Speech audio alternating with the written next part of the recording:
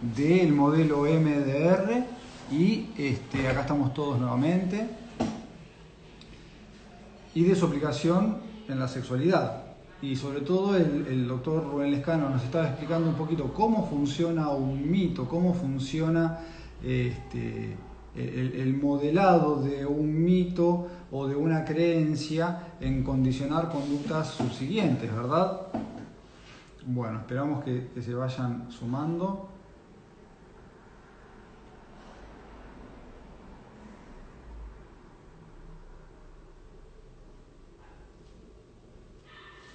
Muy bien, vamos a esperar a ver si el doctor Lescano me puede pedir ingresar nuevamente. Igual creo que ya bastante nos aclaró Rubén Lescano. Acá estamos. Muy bien.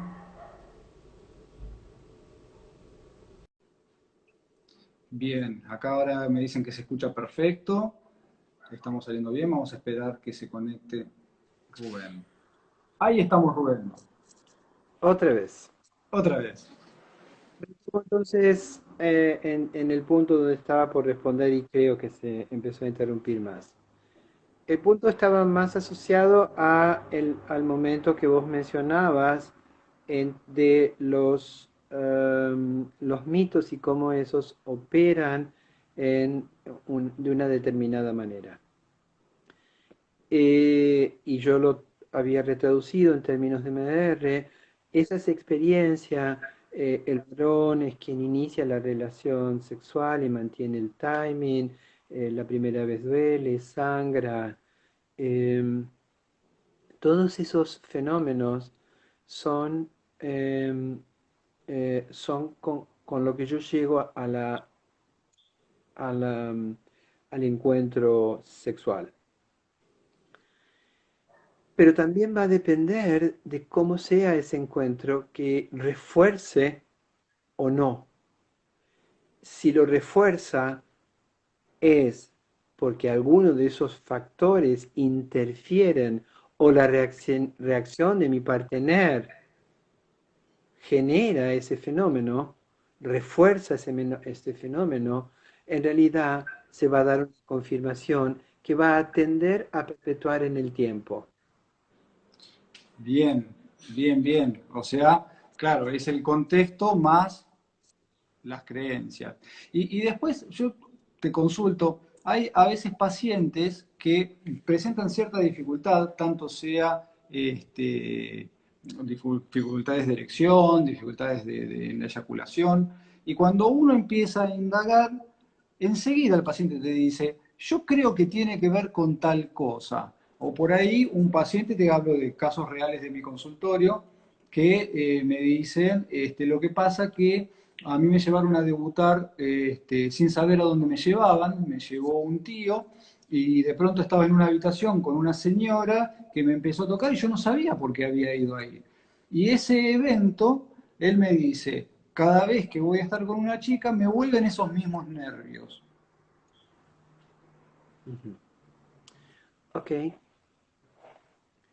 De nuevo, si recordás, al principio de nuestro video interrumpido, eh, eh, en realidad una de las cosas que yo contaba, el ejemplo del niño y, y el niño y el enchufe. Pero tenía un paciente que describía ah, ah, la historia de un hijo pequeño al que habían llevado al médico para una intervención médica mínima. Ujú. Sin embargo, esa intervención mínima había producido, tenía que ver con una retracción del prepucio, una cosa frecuente que ocurre en los varones y alrededor de los 3 4 5 6 años puede complicarse y los pediatras siempre están atentos a eso. Y el, y el, y el, y el señor hablaba de que ese primer día después que salió del consultorio, donde no ocurrió nada demasiado significativo, lo que hizo fue que cuando su hijo fue al baño, una de las cosas que ocurrió en ese momento es que sí se produjo un momento de ardor. Ujú. A partir de ese momento, ese niño no orinó por 24 horas, por miedo a, A que se repita. a que se repita el ardor. 6 meses después, todavía estaba resuelto.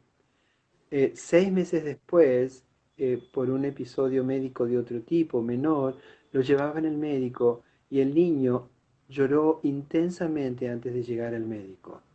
Y solo se calmó cuando se dio cuenta que no era el mismo médico.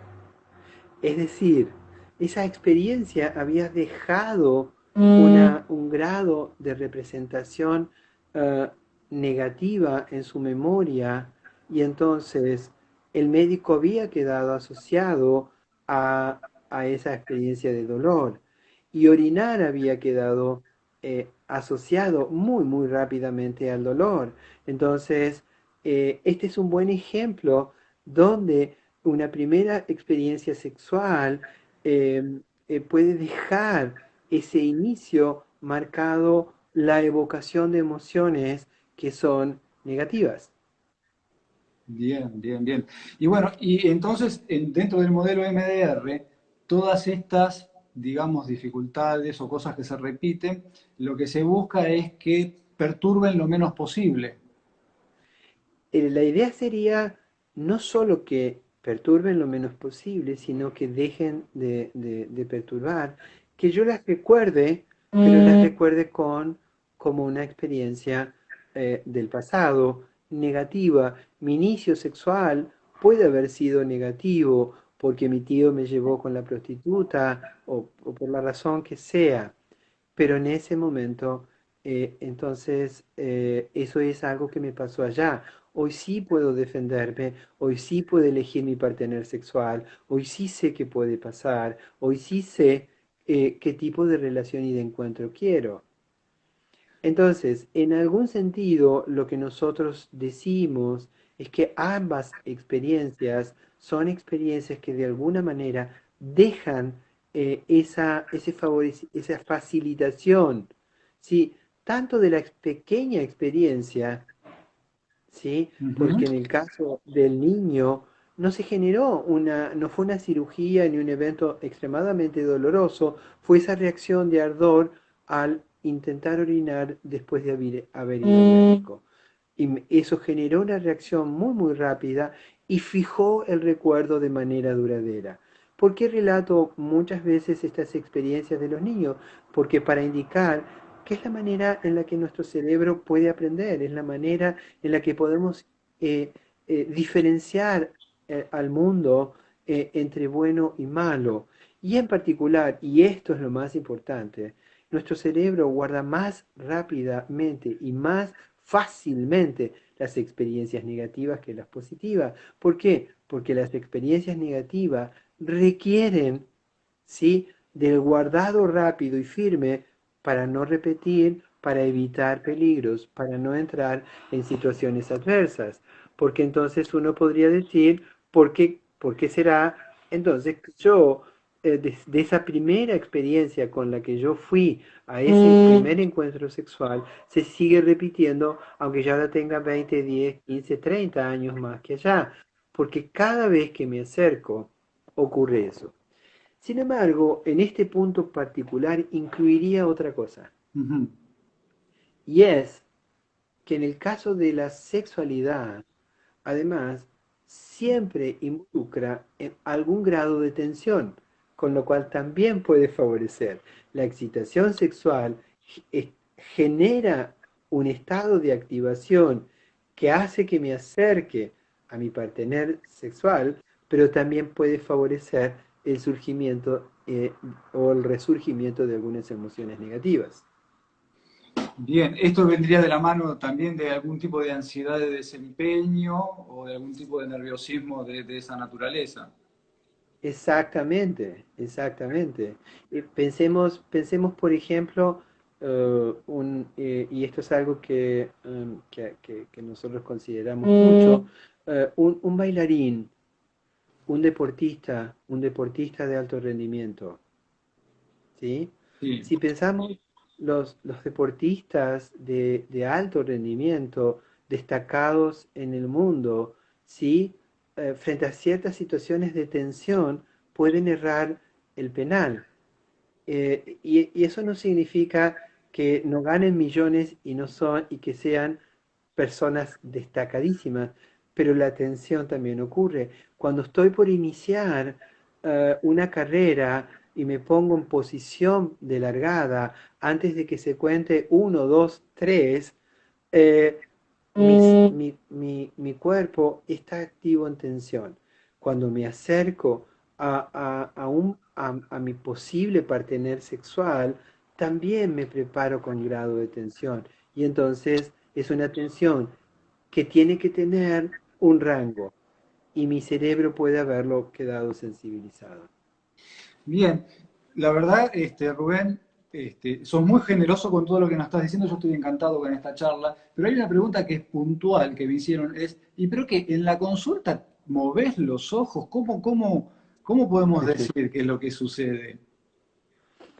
En la consulta no es solo que movemos los ojos, en realidad digo porque si no, este ha sido un debate significativo.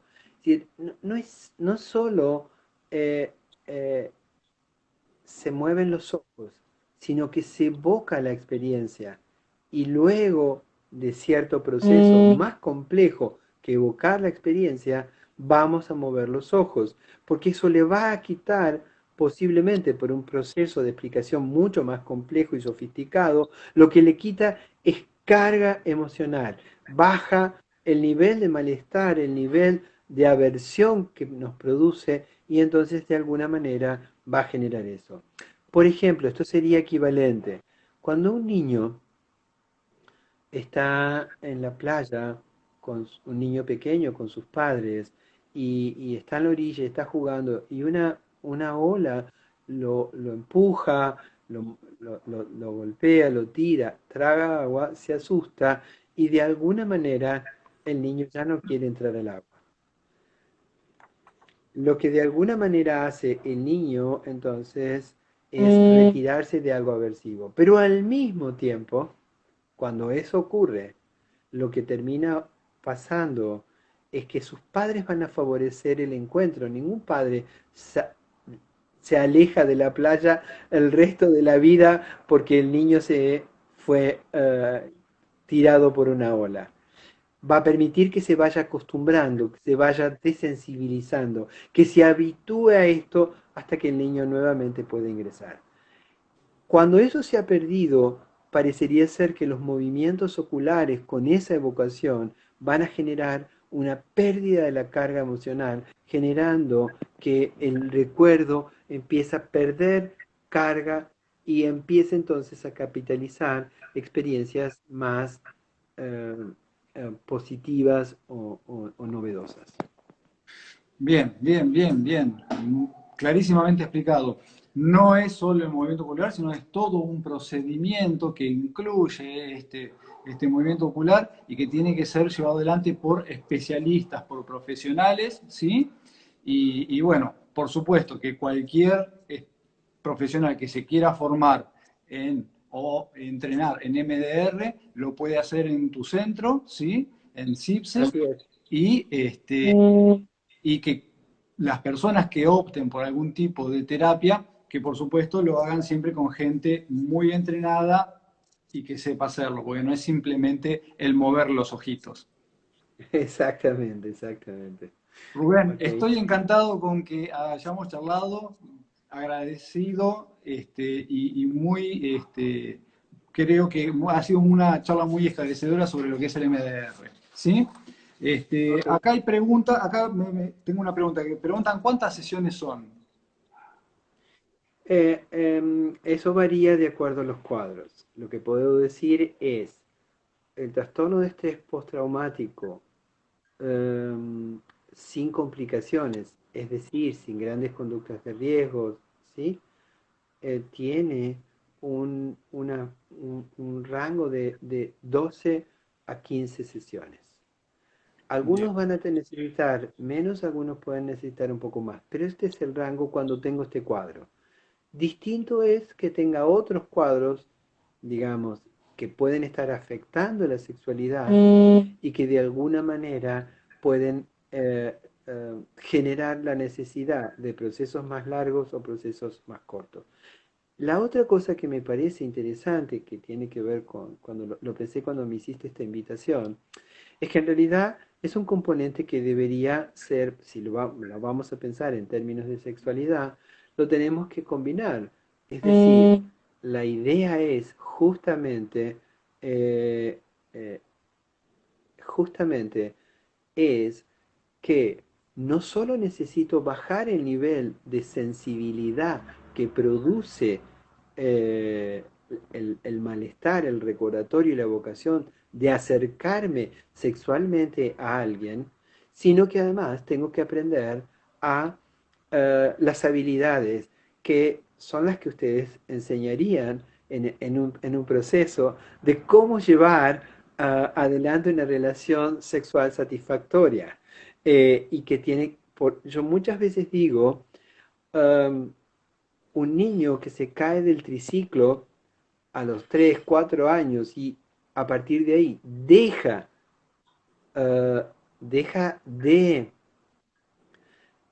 andar en todo tipo de vehículo, ¿sí? Ni triciclo ni bicicleta. Si reprocesamos con MDR el trauma del triciclo, eso no lo vuelve habilidoso para andar en bicicleta. Va a tener que aprender a andar en bicicleta. Y eso lo van a tener que hacer fuera de la sesión MDR. Exactamente, ¿no? Siempre hablamos de buscar una sexualidad más saludable y necesariamente tiene que complementarse. Acá están preguntándome cómo se llama tu centro para los que quieren formarse. El centro se llama Centro Integral de Psicoterapia con Soporte Empírico, CIPSE. Ahí lo acaban Perfecto, de poner. perfecto. Rubén, no sé si querés agregar algo más. Para mí ha sido clarísimo. Como te digo, agradezco tu generosidad y tu presencia y por supuesto a tu disposición y en contacto. Gracias a vos por la invitación. Siempre es un placer para mí contar las cosas que he aprendido en los últimos 30 años de profesión con el modelo. Muchísimas gracias por la invitación, gracias a ustedes y gracias a los participantes que están y han participado a pesar de lo accidentado de la Bueno, presentación. eso es algo que no podemos controlar justamente. Exactamente. Bueno, muchas gracias. Un abrazo grande, Rubén. Hasta Otro luego. para vos. Que estés muy bien. Igualmente.